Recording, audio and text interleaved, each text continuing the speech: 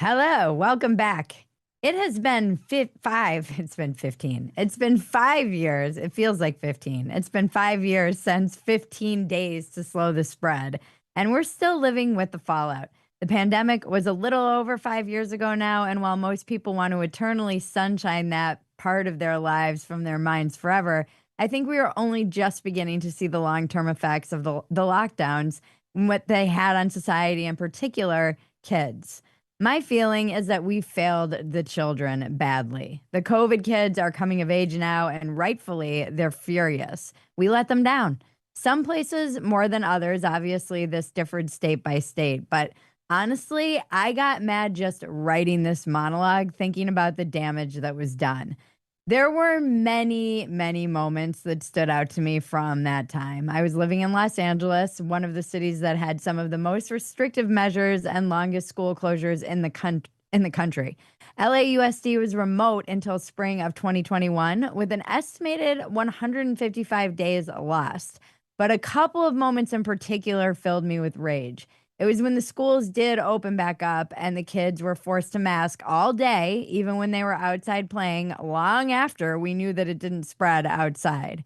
And I passed a playground, and because vaccines were out, the adults were just getting vaccinated en masse, and the teachers were standing around maskless while the little kids were all wearing masks, chasing each other. And I will tell you, my blood, it boiled. And another time, in early 2022, I was on a walk with my husband around our neighborhood, and a mother sat on her front stoop scrolling on her iPhone, mask free, while her kids played in the front yard, running around, chasing each other, wearing masks. And again, I'm sure it had to do a lot with the very pregnant hormones coursing through my body at the time. But I tell you again, the way my blood boiled when I saw that scene, it burned it forever into my memory. It was just so many instances like that where the parents were dropping their kids off and then they were going home and they didn't have to wear masks, and the kids had to wear masks all day long in school for hours. My daughter was born in April of 2022. Her first moments with her parents, us, and all the pictures from that day in the hospital were all of us wearing masks. And this was in April of 2022.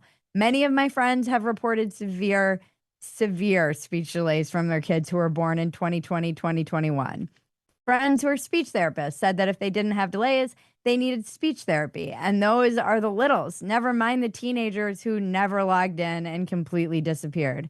The reason I want to talk about this is because if we don't learn from these mistakes, we are doomed to repeat them. This is Real America with me, Bridget Phetasy.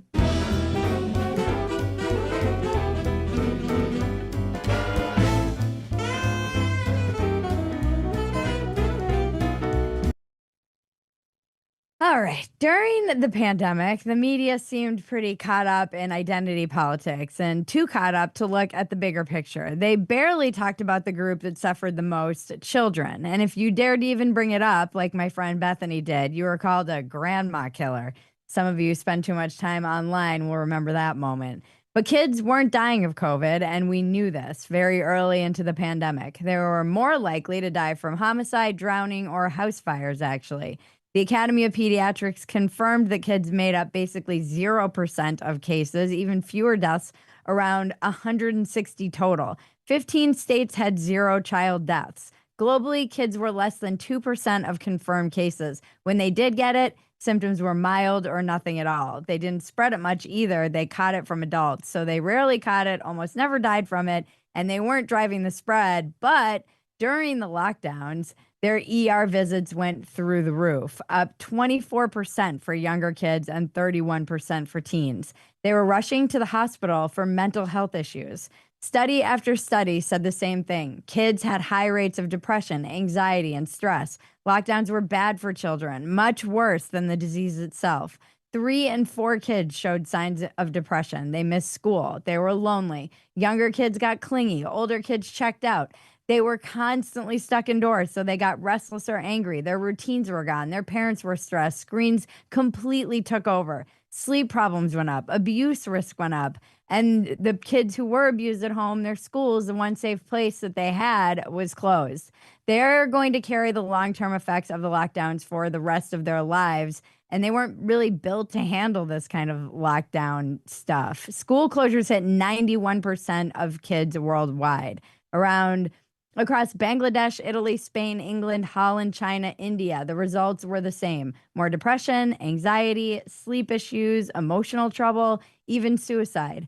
Meanwhile, in Sweden, where schools never closed, COVID barely spread among children. And we haven't even begun talking about the learning loss disaster.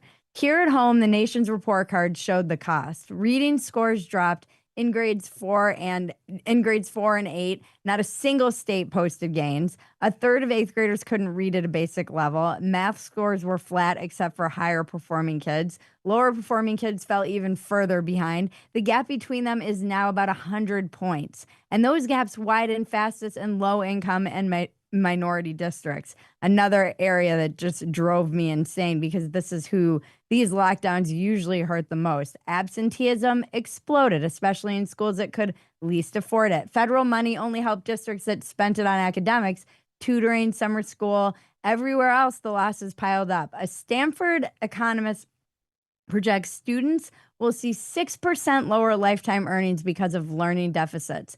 One report called the harm to kids collateral damage. It said we have a responsibility to protect them and fight for the services they lost. And that should have been obvious.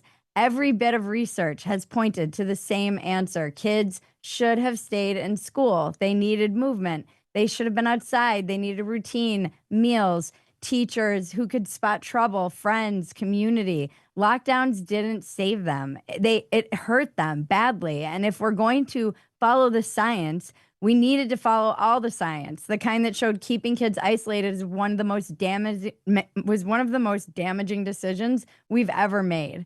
Tonight's guest is Natalia. I always mess up her name. Natalia Merkavir. Did I mess it up? Morakver. Sorry. I knew I was going to mess it up because I'm so excited to talk to her. Tonight's guest is Natalia Morakver. She grew up in the Soviet Union. She knows what it looks like when the state plays games with children. Her documentary, 15 Days, is a forensic look at what really happened. Learning loss, mental health crises, and inequality, and the billions in relief money tied to keeping schools closed. The film is dedicated to Noah Sylvester, who took his own life after struggling through the closures. During COVID hysteria, Natalia fought like hell to keep masks off kids' faces. I'm really excited to talk to her and hear from you, because I hear from all of you guys all the time in my DMs about this. And a lot of you were really excited that we were talking about this, because I think that it is important that we don't lose this memory before we just forget it. So we're going to get to Natalia, but first, some quick housekeeping. I can't talk tonight. If you want to be called on, you need to be on Zoom on camera, and you need to virtually raise your hand by clicking the reactions button. If you aren't on Zoom and want to be a part of our virtual live audience right now or in the future, please click in the description below to get the Zoom link, or go to twoway.tv/Bridget Zoom. The Zoom link is the same link every time, so save it somewhere. It's your virtual diner. The voice of God you're hearing is Cousin Maggie. Hello, everyone. Many of you already know her. She's my cousin and co-producer. We make a lot of stuff together, and all the other content you can find at Phetasy.com. Maggie will be monitoring the chat. If you have something to say and you raise your hand, Maggie will message you privately to find out what you'd like to talk about. She's going to help make sure we stay on topic. She's going to do her best to keep us wrangled. We can't guarantee that we'll get to everybody. We do our best. Everyone knows my number one rule is don't be a dick. Please try to speak to people online the way you would speak to them if they could punch you in the face in person. And now, a word from our sponsor, Quest. Speaking of health, mental health, physical health, I'm trying to make my health a priority, and that's why I love Quest. Quest simplifies the medical testing process significantly, especially if you're dealing with an HMO like I am. There's no more waiting weeks for an appointment to see my doctor and then getting a referral, and then waiting weeks for another appointment with a specialist I needed to see, and all the hoops you have to jump through. Quest offers over 150 of the same tests trusted by doctors, including diagnostics, for specific ailments like STDs, chronic conditions like heart, liver, and kidney disease, as well as testing that is almost never covered by health insurance, like fertility and advanced women's hormone testing, and men's. Quest also offers broad packages of tests that go way beyond the standard tests you typically get in an annual medical checkup visit. Concierge medicine and functional medicine doctors charge thousands of dollars for these types of workups. Quest offers them for the price of a night out on the town. Just get your results and go take them to your acupuncturist or whoever. Your health and well being is worth it. Visit questhealth.com and use the discount code REALNovember25 and get 20% off your purchase. That's questhealth.com, code REALNovember25 for 20% off. And now let's get into it. I'm excited to hear from you guys, but first let's talk to our guest this evening, Natalia. Sorry I butchered your name. I knew I was going to. I freaked out. It's a regular Freaked thing. out. It's totally fine. And I'm sorry for my voice. I have a cough, so if I cough, just, excuse me. You have COVID? That would be ironic. I have long COVID, You have long COVID. 5.5 years. That's a white woman disease. Do you tell me about 15? Tell me about your documentary and what inspired you to make it. Yeah, it kind of just all happened. I was one of the open schools moms who got together with this small handful of renegade parents in New York City in November 2020 when we had this crazy arbitrary 5% transmission threshold where we were, the schools had reopened, but we were being threatened constantly with imminent closure. And it was pretty clear, even to us non-scientific moms like me, that this was ridiculous and that schools needed to stay open at that school. And it wasn't exactly school, but actually just being inside a building with teachers, whatever you want to call it. I mean, at this point, I don't know what to call it. And with other kids, the socialization, the routine, all of those things that school was at that time were absolutely essential to our children. It was as essential as water. So we came together, we started rallying. It was a very, very long road. I remember I spoke to somebody who had been active against the teachers' unions here in New York City for many years before that. And she said, so what's your goal? And I said, my goal is to open schools. And she said, oh, Natalia. She said, once you fall down this rabbit hole, you are never getting out. So I think, that was very prophetic. Yes, after we opened schools and restored them to whatever, they changed them to be because they weren't the same when kids came back. And certainly parents weren't welcome back in the school buildings at that point. They were closed to parents for a very long time. And even when they reopened to parents, parents needed to have vaccine passports, which many parents objected to. But I had access to all these wonderful parents and these incredible stories. And then as the years went on and we had the mask mandates and the vaccine mandates, I organized a group called Urgency of Normal, which was this collective of doctors from around the country. And we all came together around a toolkit to empower parents to advocate for unmasking their kids in schools. And because I had all these stories and all these doctors, and it was all national, like I had people all over the country, I realized that it was important to preserve them as quickly as possible because we would memory hold them and we would never want to talk about these things again. So my filmmaker Stephanie and I went on the road in 2022 and started doing the interviews. I mean, we did everything wrong, but what we did right was rush to the scene of a crime and Wh- get all of the testimonies of the eyewitnesses. So, who fared the best?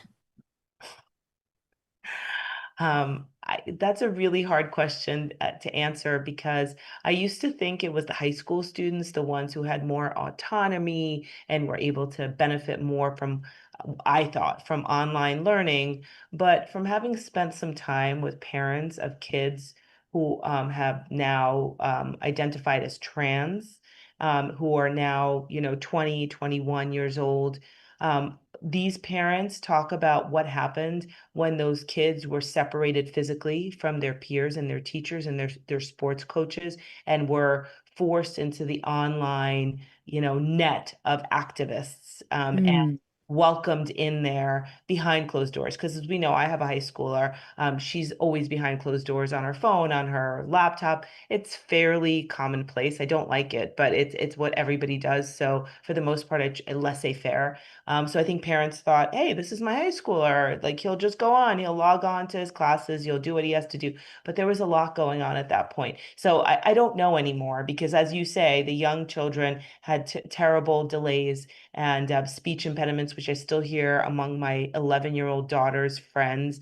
I don't know that anybody was unscathed. And I think really the best protection was having a loving family that was able to discern between totalitarianism and arbitrary rules meant to, extinguish us.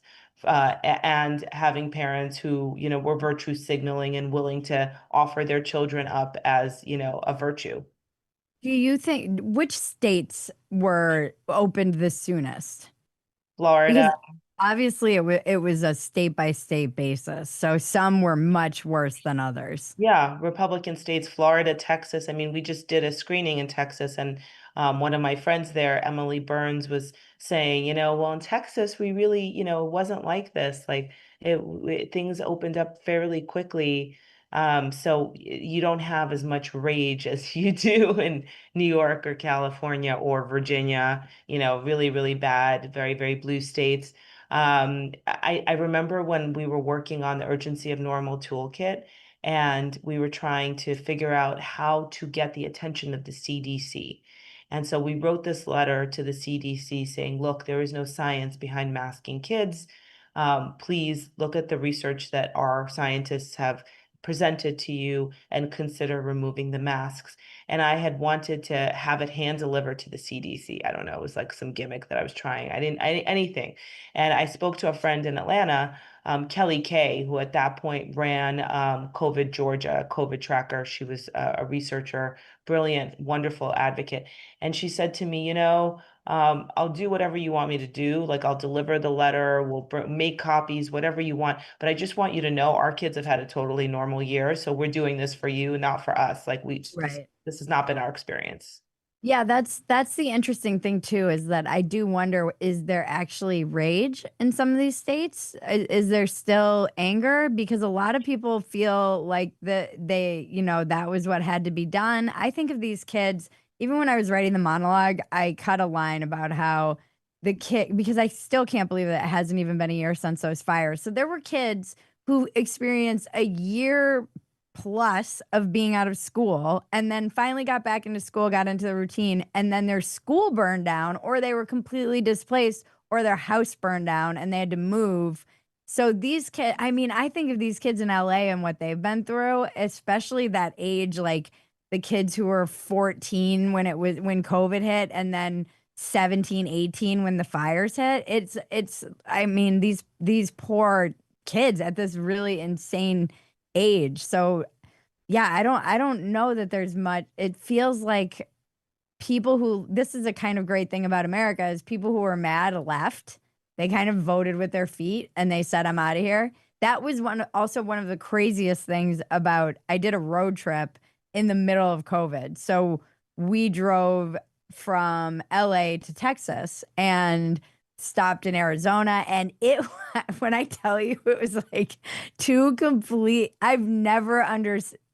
I had been talking about two Americas online, just seeing the way that like red perceives America versus blue and the different medias we get and how fractured it was. But never had I seen really what that looked like in practice until I did that drive. And I went back to LA and it was like kids were running around in Arizona. They were playing, they were outside, everybody was at a bar. And then I went back to LA and people were yelling at Maggie and I for being outside walking our dogs with no masks on. And there Yeah. was an old man across the street. I'll never forget it. Maggie and I still laugh about it. And he was like, no masks, no masks. Like it wasn't even close to us. And I was like, you're going to have a heart attack, sir, yelling at us before you catch COVID from us across the street. And I went back like, you guys, we don't have to live like this. But what was shocking to me was I thought people would be more angry. And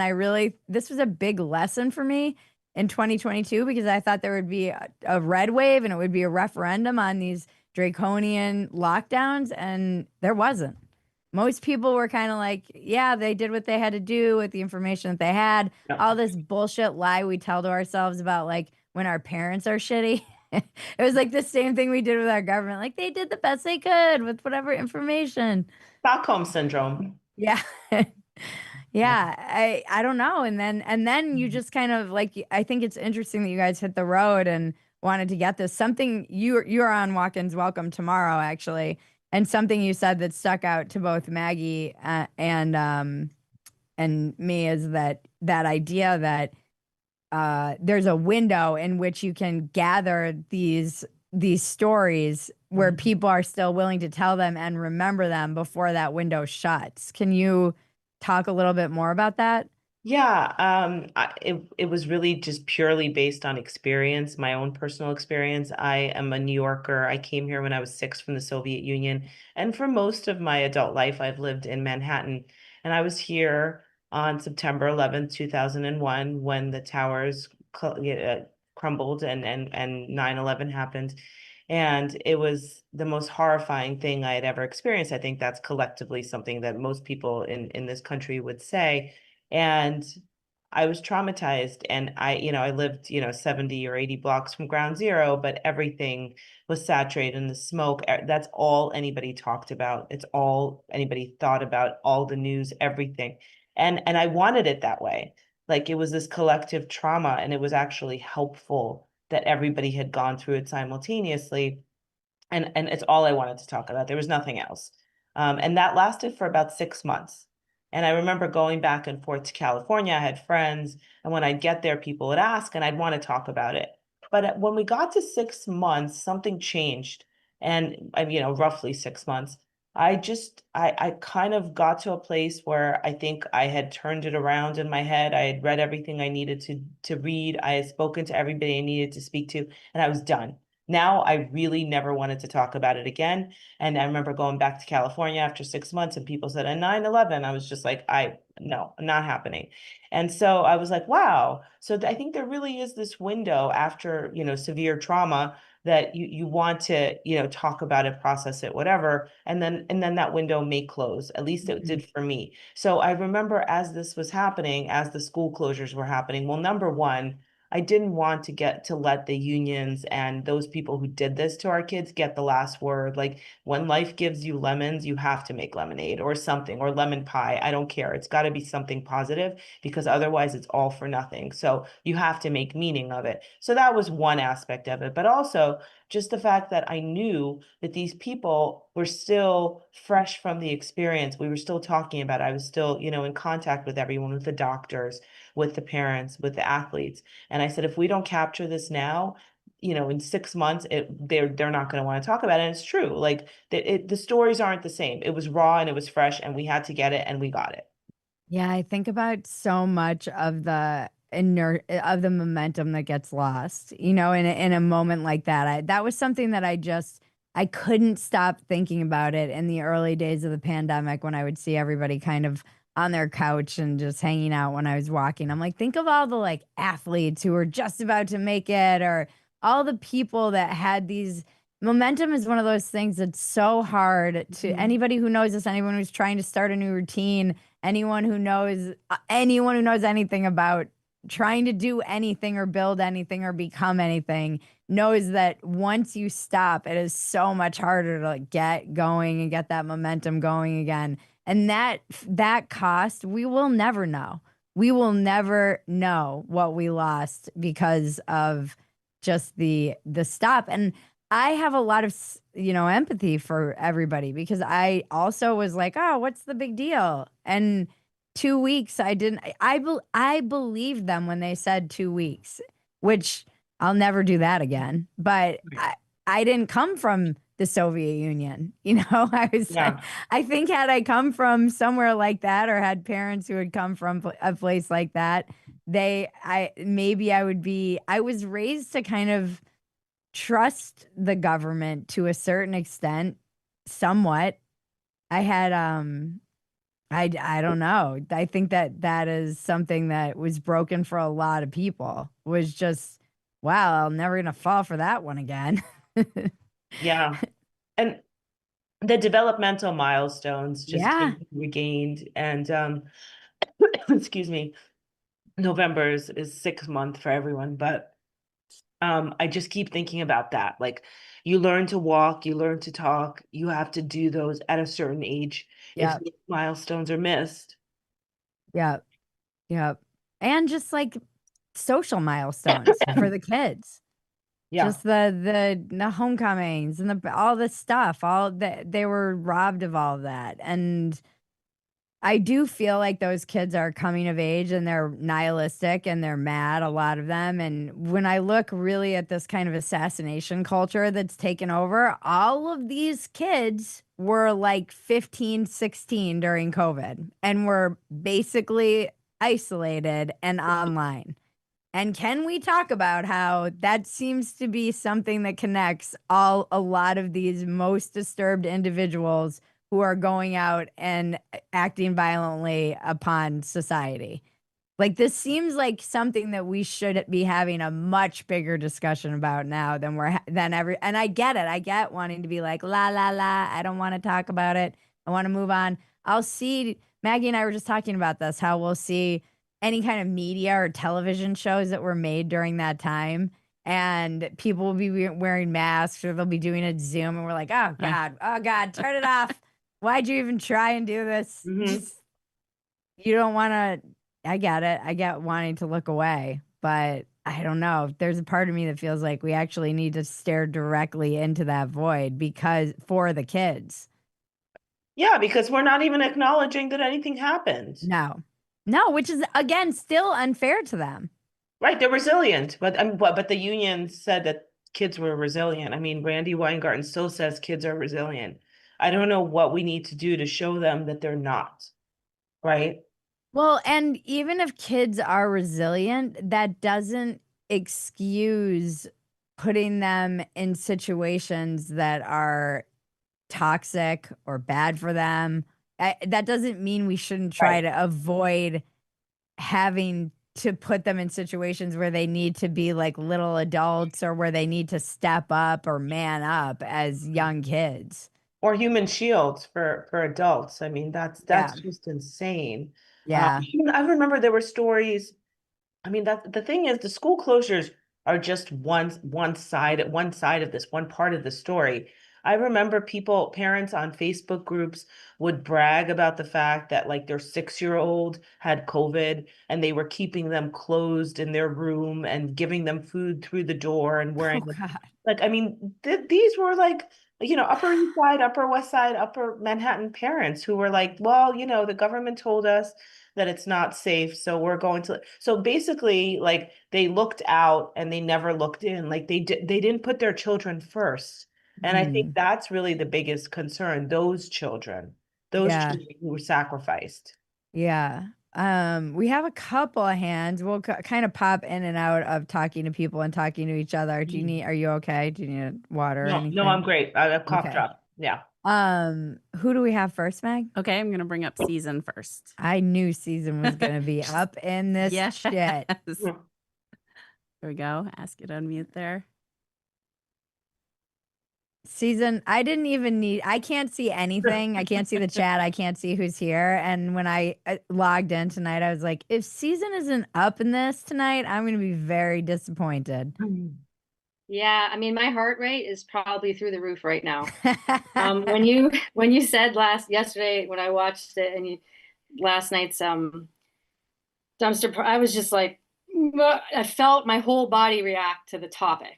And Which is why people don't want to talk about it too, by the way. Like even I felt the yeah, same way writing the monologue. I was like, the fucking rage that I feel right now. I went downstairs and was talking to Jaron. I'm like, the rage I feel even writing about this is something I need to process. well, and I was like, okay, how do I like compress everything that we went through into 2 minutes? I can't. Like I can't. I'm so angry right now I can barely talk because there's been no accountability in our district for anything. No. Where are you again? You don't have to. I'm like, you outside of can just say Pittsburgh. I'm state. in Pennsylvania, right Okay. outside of Pittsburgh. I'm in a small district that I've been fighting with long before this. Like what I'm trying to do is I have a little set of notes because I feel like what I went through is something that Natalia would actually be interested in. I think I interacted with you maybe on X, Natalia, at one point because you were encouraging me watching it. And I'm like, I don't think I can watch it because I think my head will explode. And then you were like, do it. And then I watched it and I was like, thank God somebody did this, because I feel like, especially us in PA, our kids got so fucked over. And it took this PA Supreme Court to lift the mask mandate because they were just going to do it, even though it was unconstitutional. But so I guess like I just want to try and get this. I want to let other people talk. I'm a former teacher, so I trained to be a teacher, but I quit over No Child Left Behind because I knew what the testing regime was doing to public ed, and I couldn't be a part of it. So I stopped teaching like way back when. Then I had 3 kids between 2007 and 2012.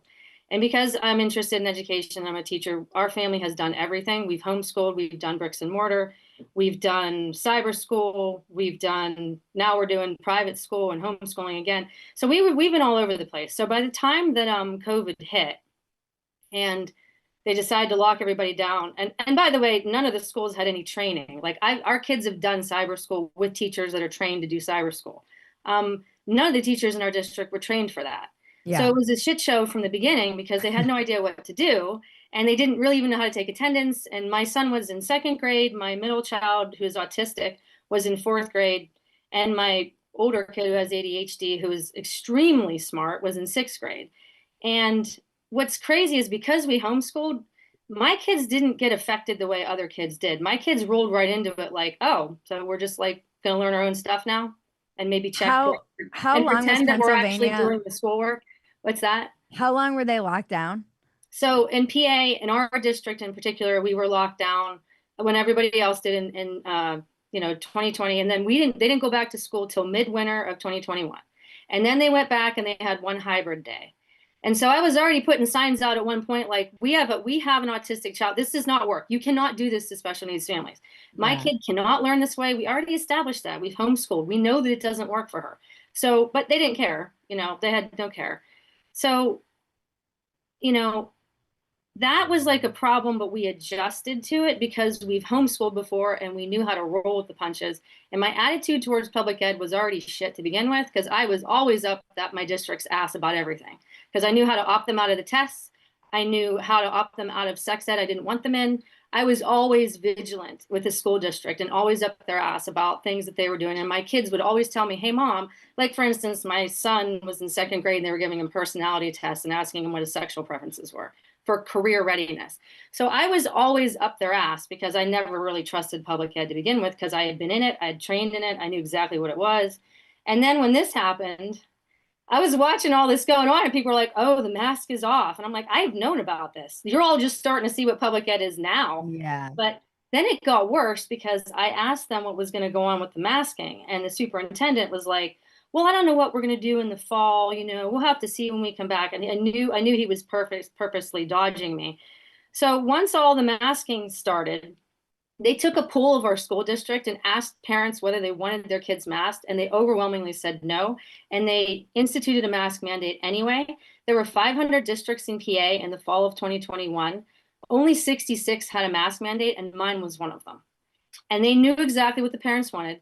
They went against it anyway. And so I went to war with the district. I was at all the meetings, and because I'm a code enforcement officer, I know how to read policy. I know how to read legal stuff. So I would be at everything, and I'd be reading their policy to them. And they didn't care because they don't have to answer you in the meeting. There'd be other parents doing that. And then it just became this thing where it culminated with like them not allowing my son to come into the building because he wouldn't change his mask to the one that they wanted. So I didn't even think about the mask thing until my oldest daughter started having a panic attack in summer of 2021. Like, wait, they're going to make us wear a mask. And I was like, I had no idea it was such an issue for her. Yeah. And then I got I switched pediatricians. I got medical exemptions, one for my autistic child, one for my other kid. They honored the IEP. My one child had her mask off the next day. My other child, they would not let her in the school unless she wore a mask, even though she had a medical exemption from a doctor. They wouldn't let her in the school. And then one day she wouldn't change her mask, so they locked her in a room for the day and wouldn't let her leave. So they made her make a choice. Either change your mask or you can't go out and be in the rest of the school. She had a negative COVID test that week, by the way, and they knew that. It's So so after that crazy happened, what the kids went through. I mean, this is what I mean, Jaron and I after were this talking happened, about. we pulled Hunter and Vivian right out. Couldn't get Lizzie out because she was autistic, and I couldn't get her into a special needs charter school until she was in 7th grade. So Lizzie unfortunately had to wait, and then she had major health complications in 6th grade that year. From what she went through with her fellow students making fun of her for not wearing a mask, they just channeled everything their parents were saying, and they aimed it right at my kid. And it was just this whole thing. And so I finally got everyone out. And I mean, it was tough, but we were like, okay, I guess we just won't have any money, because we're just after they did that to my kid and then lied at the school board meeting about what they did and refused to apologize for making Vivian feel that way.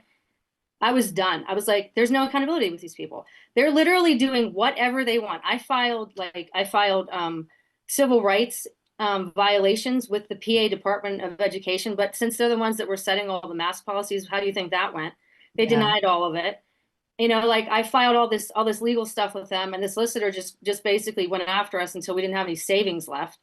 I mean, it's crazy too, because I didn't have kids going through this, and the stories I hear from parents like you who had, and this is what Jaron was saying. He's like, yeah, can you imagine living through this with your kids?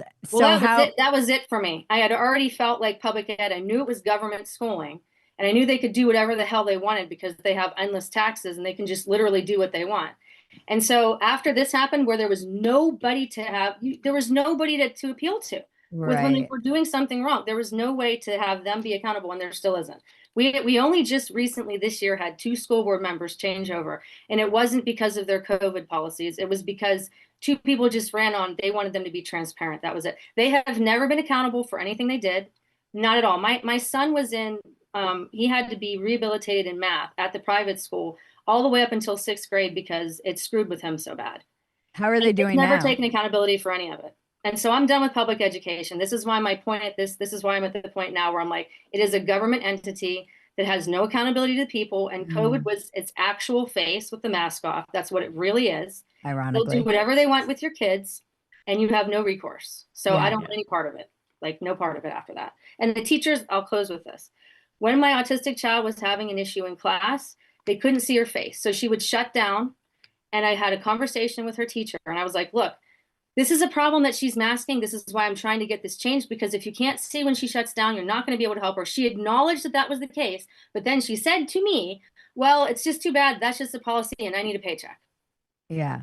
And I was like, okay, well, I'm so glad that none of the teachers want to stand up for any of the kids, the ones that were in speech therapy that had to wear masks during speech therapy, all that. The teachers kind of bowed out of it. Nobody would stand up for these kids. And that's kind of like where I'm at, where I'm like, this is a system that is really just there to perpetuate itself. And when it comes down to it, they're going to save their own butts. They don't care about the kids. And I don't want any part of it. Yeah. No. Thank you, Susan. Thank you, Susan. Thanks Deep for breath. listening. Deep breath. Yeah. All right. We're going to bring up Philip Moore next.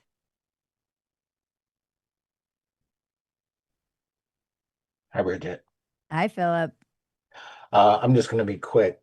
What we're talking about today is a little bit downstream. I did a research project for work on pharmacies, and you'd be amazed at how much of the revenue stream from vaccine boosters they're counting on. This whole thing was a way to create fear and monetize the fear. The pharmaceutical companies made something like $14 billion off of the first round of vaccines, and they're still generating revenue from the boosters. So when there's Someone that kind was of telling me actually that who was I talking to the other day? I was talking to somebody, and they were like being forced into getting a flu vaccine and then the booster, and that their primary care provider was still kind of pushing that on them. Even like in 2025, they were like shaming them for not getting the booster. Yeah, 100%. I mean, the flu vaccines, the pharmacies get, they book the revenue from the vaccines, getting people into pharmacies. They're really struggling with a lot of the online pharmacies. Amazon is selling drugs online. There's a lot of mail order, refilling of prescriptions for chronic conditions. You know, you can, if you're a diabetic or whatever, you can just set up a mail order and you get a recurring shipment of your medicine, and then you don't go into the pharmacy. So they have to figure out ways to get people to come into the pharmacy. Rite Aid's already bankrupt. CVS and Walgreens are struggling. They're they are counting on this revenue. So the fear that they've created, I mean, nobody should ever forget the name Peter Daszak. Yeah. And and that? pardon? I don't know. Are you this either. serious? Peter Daszak? Yeah, I Okay. don't. Go help. Echo Health Alliance. Peter Daszak is the one who funded the Wuhan Virology Institute. Oh, America, that guy. Okay. Okay. America paid for the COVID. I love Yeah, how you're like, sorry. no one should ever forget his name. And I was like, who are you talking about? Now go look at his congressional testimony, and yeah, he's evil incarnate, and he's responsible for millions of deaths and tens or hundreds of millions of kids being harmed through the shutdown. So Yeah, though I keep thinking too about like a lot of the kids the younger adults that I knew in college, and they couldn't go back to college unless they got like multiple boosters. Like it was crazy. I think these young, completely healthy guys couldn't go back to their college without getting all these boosters, and I was like, "What are we fucking doing here, guys?" Well, This is crazy. wait till the harms. I mean, these were untested. At first, they were unnecessary and illegal because the emergency FDA approval for the vaccine could only happen if they lied about the fact that there was no alternative treatments. So they lied about the fact that there was, I mean, first of all, it wasn't even really a disease, but they lied about the fact that there was no alternative treatments. There were alternative treatments. Ivermectin worked, uh, and with in combination with other widely available drugs. So the whole mRNA vaccine regime was unnecessary, didn't meet the criteria for emergency FDA approval. The whole thing was a fraud perpetrated against the American people by the pharmaceutical companies. And their, I mean, this gets into so much. The people that were at the FDA that were either former pharmaceutical company executives or planning to go work for them when they got out of the government. Do you think anyone ever gets held accountable for any of the harm caused during this that was like under the guise of safetyism or protection Well, for, Fauci got his blanket pardon, so I don't know if, hopefully some state attorney generals will go after him, but I don't think there's much that the DOJ can do because of the auto pen pardon for Fauci. Mhm. Yeah. Well, Wow. We have to, people need to, really, our government is, like you said earlier, our government is not there to serve us anymore. And we have to be vigilant. We have to be informed. We have to stay, we have to pay attention to how our representatives are voting. And this we is really, what I had a good conversation with Dan Holloway today from Drinking Bros for walk-ins, and he was saying something very similar, just that, it is our responsibility to educate ourselves, and liberty comes with a lot of responsibility, and we've abdicated our duty to our own nation by just, it's not that we're, like he said, it's not that Americans are stupid, they're just ignorant. They've forgotten that a lot of the Constitution was written to keep the government in check, and the government will always try and take more power. That's what governments do. And it is our job as citizens to remain educated and keep pushing back. And he was saying, the time for men kind of putting their heads down and just doing the work and allowing, like, keeping America going is past, and they need to kind of step up and get involved and run for office and get involved in politics, because that's the only way we get that. We do have this amazing document that is supposed to serve us, the people. and exactly. But part of the problem, and this is, we're off topic, but part of the problem is that in 1929, with the passage of the Permanent Apportionment Act, Article 1, Section 2, Clause 3 of the Constitution was eviscerated. We are supposed, in order to have a government of the people, there's supposed to be one House seat for every 30,000 citizens. And the Permanent Apportionment Act, which capped the House at 435, basically undermined that whole clause. So the Right. House of Representatives, which is supposed to be the people's house, is now the big donors and lobbyists' house because it's $6 million to get elected to Congress because there's Mhm. 800,000 people in congressional districts instead of 30,000. Anyway, I love that that's I've your that is your single issue. It's the issue. I It mean, is the one only of way the to solve issues. the problem is to get the House back in the control of the people. I mean, if it's a Mhm. government of the people, we have to go back to the Constitution and do what the founding fathers envisioned. They knew Yeah. Aristotle, they knew Yeah. Montesquieu, they knew John Locke, and we've gotten so far away from that that, it is just giant machine. That's a money machine to reward the rent seekers, the lobbyists, and the big donors. So Well, Thank you, Philip. thank you, thanks. Philip. Good to Bye. talk to you. And Bridget, Natalia. you were saying something about somebody you'd spoken with today who said, we've kind of forgotten that it's important for us to take ownership and have agency. And I think that's really key here, right? Like people watch the film and they're like, what do I do? Like I feel like we've become so prescriptive. Like, tell me what to do, what's next? And I'm like, that's not the point, right? The whole point is that people told you what to do and look at where we got to. Right. I had this conversation with this public health leader. I happened to run into him on a bus in New York City, gave him my seat, and we ended up chatting a little bit. I told him about the film. He watched it. He was very establishment. And to my chagrin, he asked me to come meet him for coffee and he wanted to talk about the film. And I was like, oh, great. He's in his 80s. He's worked in public health his entire life. He was very proud of having worked with Fauci for many years, even before, during the AIDS crisis. And he thought Fauci was generally a good person. But the thing that bothered him, one thing that bothered him about the film is that Scott Atlas was in it, and he couldn't get over the fact that Scott Atlas was not an epidemiologist. He'd spoken out against Fauci.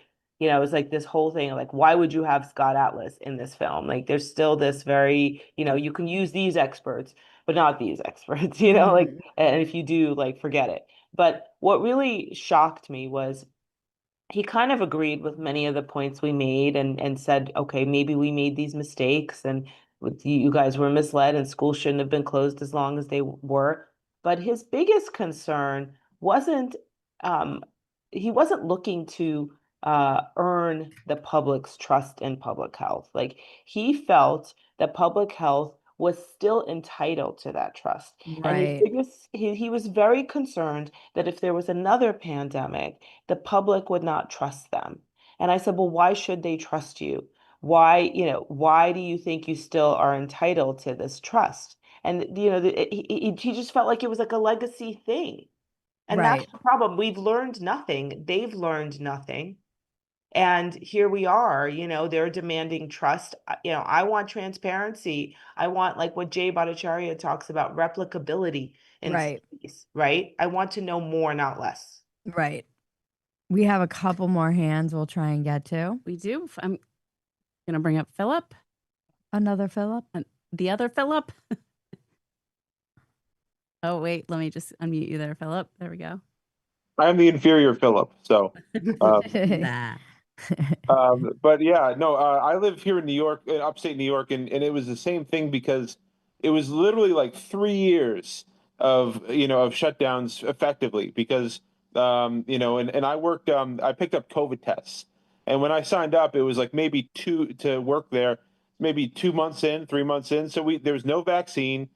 I'd been kind of following some of the stuff. I saw some of what Brett Weinstein had said, and so I kind of heard some of what they were saying about like how you get it, what to do if you do get sick. And I think I maybe had it before, so I thought maybe I had some natural immunity. So I was kind of like, but either way, I'm like, you know what? I'm in my late 30s now. I was in my early 30s then. They stole my 30s from me. Yeah. But, So many people. I mean, that's the other untold cost. Like women and men in their 30s, particularly women in those like last kind of waning fertile days of their life that couldn't date, couldn't go out. It's very upsetting. But go on. Absolutely. Yeah, no, and so I'd have like over 1,000, tens of thousands of COVID tests in the back of my car. I'd go to jails. The prison guards were like a lot of times if somebody didn't show up or if they got COVID, they'd have to pull a double shift. And you had like these prison guards who were being overworked. The prisoners were, then had to be locked down because of that and made Yeah. their jobs a lot worse. Went to Yeah. nursing homes to pick up tests, and I remember up by the Canadian border, there was this one nursing home, and I saw this grandmother looking through the window at her family, just through a big picture window, and I almost wish I'd taken a picture of it because it was just so sad to see this family, torn apart from their loved ones. And Yeah, I mean, I drove all around here picking up COVID tests, and I saw kind of the devastation that happened with businesses shut down. It was like a zombie apocalypse upstate. Yeah. And Yeah. then to see Il Duce there, Andrew Cuomo, then come back and run for mayor. It really It was matters. like the weird thing about upstate New York is that it's already a little bit like a zombie apocalypse. Like You're not I wrong. remember driving to Ithaca from Rhode Island and we went through kind of like the pole belt that's been abandoned and it was winter and I was like, what the fuck happened up here? And this was in like what 2004 2000. or Yeah. something. Yeah, Yeah. it was 20 years ago and it was already felt like that. So I can't imagine what it was like during COVID. We just don't have any more 24-hour Walmarts. That's the worst thing that's happened to upstate New York. Taco Bell closed down. That was another thing too, is I'd get back, like I'd drive to Buffalo and come back at like 10, 11 o'clock. And there wasn't even like a fast food place where I could get I could get some food after work or whatever. So it was wild. But yeah, just the fact that it was closed down for so long. And Mhm. then, I know I was working with the Libertarian Party a little bit, and it completely, whatever momentum we had, they were kicking people off of social media. I give Spike Goen a lot of credit for coming into New York, because he was the VP candidate in 2020, and they could have arrested him because he was going to public events, no masks, and so it was like if you were trying to live your life as a free person in New York State, there was always this like sort of Damocles, this threat that you were going to be arrested, you were going to be fined, your business was going to be shut down. But I loved every so often, like I drive through the Adirondacks, the only non-zombie apocalypse part of upstate New York, Yeah. and it was. Remember going by this like little, it was like a hotel by a lake, and everybody was just outside playing, no masks on, and it was cool to see that there were these little like pockets of places where people were hiding out from New York City, with their Yeah. families, with kids, and trying to get a little sense of normalcy. So Yeah. Yep. Thank you, Philip. Thanks, thanks Philip. so much. Yeah, I was thinking about that too. The MAGA. Oh my gosh, it's that piece that Max Meyer wrote about. Remember when like everybody went viral because they were hanging out in the Ozarks and they were all partying, yeah, and yeah. everybody was like, "What the?" Like the half of America was like, "This is outrageous!" Like it's gonna be a super spreader event. All right, we've got one more hand. We've got Murphy. Gonna bring her up. Hi, Murph. Oh, mute her. There we go. I'm unmuted. Hey, There we go. guys. Natalia, thank you for creating the documentary. I'm looking forward to seeing it. It's such an important topic. And thank you, Bridget, for not forgetting that this happened. I do think we need to have some kind of truth and reconciliation about this. This happened. It really did. One of the things that's important to me, I have an only child. She's in high school now, but back then she was 5th and 6th grade. I live on the edge of LA County in Southern California.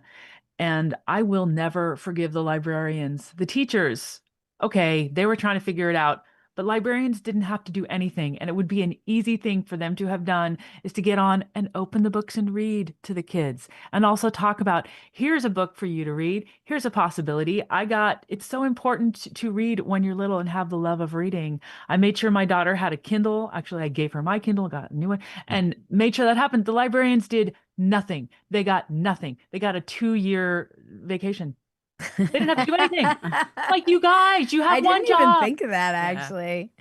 Our that libraries in New York City were closed the longest. In fact, I remember being interviewed for an article where I was like, why aren't the libraries open? Because we had a huge homelessness problem and these people were defecating in the streets, but there was nowhere to go. Like, everything was closed. Why weren't the libraries, publicly funded libraries, open? So they could poop in the libraries. No, I'm just Well, I kidding. mean, also kids after school. And once I know. once the schools reopened, the No, libraries it didn't is true. reopen. I mean, Yeah. when you actually start listing like all of it, I do understand why people don't want to talk about Yeah. it. I'm like, I've made a huge mistake in opening this can of worms because, and I do understand why people are just like, I just want to move on. I want to keep moving forward.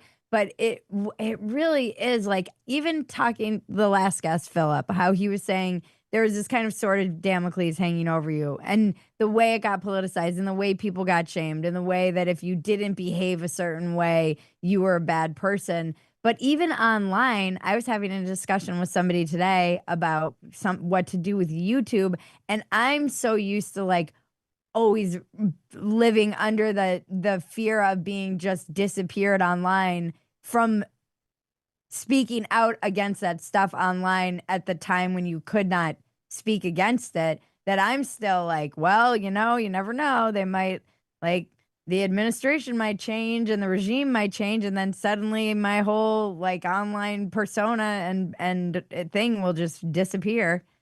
I think that also has something to do with why the libraries weren't open. You're not allowed to figure out your own self. You're not allowed to go research it and get informed. Same thing was happening. That same thing. Well, it's the omni cause, right? I mean, that's why like sometimes people are resistant to watching the film and having this conversation. But I think there is a part in the film where we have Martin Gurry, who was a former CIA media analyst, and he's written a book. He wrote a book a few years ago called it was about populism and the rise of Trump. And he talks about the fact that all of these causes, this intersectionality, environmental justice, racial justice, schools, all of it, it's all the same thing. So, Is this kind of like what James Lindsay always says, like it's the revolution? Like it might see, it's never the thing, it's the always the thing is not the revolution. thing. Yeah. The thing is not the thing, it's the revolution. Yeah. I Yeah. believe it. Well, one other thing to share, I have an only child, right? So I was trying to figure out how to give her a chance to go play. I want her to play, so we would help her with her education, etc. But here in LA County, the parks were I they know. like took the swings out of the parks. So Psychos. I know, like, what? Psychos. They so took I- the freaking basketball nets down. I'll never Right. forget them filling in the skate park with Right. sand. Yeah, yeah. It's all in the So- film. And unfortunately, I mean, it's all in the film. One of Yeah. the things that I did is we did have a dog park. The dog park was open. People could take their dogs. So I'm like, okay, come on, let's go play with the dogs. A huge crowd of dogs to make up for the kids. And so she would go in and run around with the dogs, and that was what we could do to get some interaction. I'm like, this is sad and pathetic, but Smart. Smart It's a though. smart alternative. And ultimately, that was probably the most protective thing one could do, is to show your child that regardless of how old they are, that you're on their side and that you're going to creatively try to solve for what society is doing and what it is robbing them of. I mean, we spoke to many, many families across, political, social, economical lines, and the kids, I think, who did the best were the kids with very involved parents. So that is something we can do. That's not something that we have to outsource to the government. Having dinner together a couple of times a week and having conversations now in, normal times, I mean, that's incredibly protective. Yeah. Thank you, Oof. Murphy. thanks, Well. guys. I've made a huge mistake. No, I'm just kidding. No, it's good. I'm so glad that we had this conversation and I can feel the rage all over again. I seriously don't know how parents did it the whole time. I was like, I don't know how parents are doing it. I don't know how the kids are doing it. I wonder how the kids are faring now and what they're, how they're, I don't know. Obviously, some are doing well and fine and not others. Yeah. So, I mean, I think it depends. It's so variable. Um, yeah. Well, where can we find you? You can find me on X at Apple to Zucchini. That's like an old uh, food nutrition company I used to have, and I never changed the name. But also Restore Childhood, restorechildhood.com has all of Okay. the information. You can still watch the film on X for a few more weeks. And then it'll go to streaming. Yeah. All And right. we're doing screenings around the country. We just did one in New York City. We're going to do a bunch in California in January. So, Amazing. yeah. Amazing. All so right. so people can just search 15 Days on X and watch the documentary. Mhm. They can do that. It's on Restore Child. It's on X, on the Restore Childhood handle on X. Or they could just 15daysfilm.com has all the information. Okay. Well, I appreciate you. I appreciate you for going out and collecting these stories and not letting us memory hold us. And despite the fact that we might want to. Thank you so much, Bridget, for wanting to have this conversation. I think it's so important that we keep talking to people and educating them. Also, just acknowledging to the kids, like you said, we're not even acknowledging that they had a rough time. We're just expecting them to like be fine. And I think even just acknowledging, hey, that must have been really hard.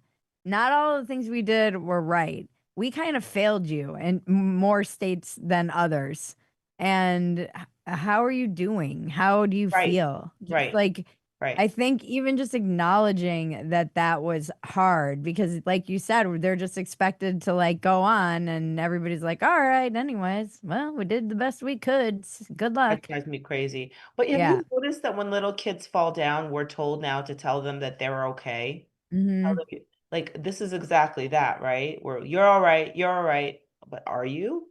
I mean, I did grow up with like a lot of that. It's that weird thing of like gentle parenting, which I don't necessarily agree with either, where the kid does. I've been around enough kids even before I had my own kid where they fall and they kind of look to you like if it's not a really bad father, like how's mom or auntie reacting? Am I supposed to be scared or hurt? So I think there is But some maybe it's level of okay. like, I agree. I did it too with my kids who are 11 and 15, but maybe it's not, the answer is not to tell them that, but your body right. language can say those things without having to speak for them. And that's what I think these days. It's like, I'm not going to Mm-hmm. say you're all right. Mm-hmm. Let me hear from you. I'm not panicking. Yeah, I like that. Don't be a panikin. All right. Thank you so much. Thank you. Well, let's wrap out. All righty. You guys. You guys. Well, America, it's been real. Oh, gosh. Now I'm going to butcher her name again. Morford. Thank you to my guest, Natalia Morford. Thank you to those of you who showed up and asked questions and spoke and were honest and open and vulnerable. Thank you to 2A and their amazing team. Thank you, Quest, for sponsoring this show. Visit questhealth.com and use the discount code REALNovember25 and get 20% off your purchase. That's questhealth.com, code REALNovember25 for 20% off. Thank you, Maggie. Thank you, Bridget. We are off next week. Have a wonderful, beautiful Thanksgiving, everyone. Join us the following Wednesday, December 3rd at 7 p.m. Eastern. Who's our guest? Do we know? Not yet. Don't promise. If you're with us on the Zoom, it's the same link every time, and just save it somewhere. Thanks for getting real with me, guys. You got real tonight. I'm Bridget Phetasy. Don't forget to tip your server.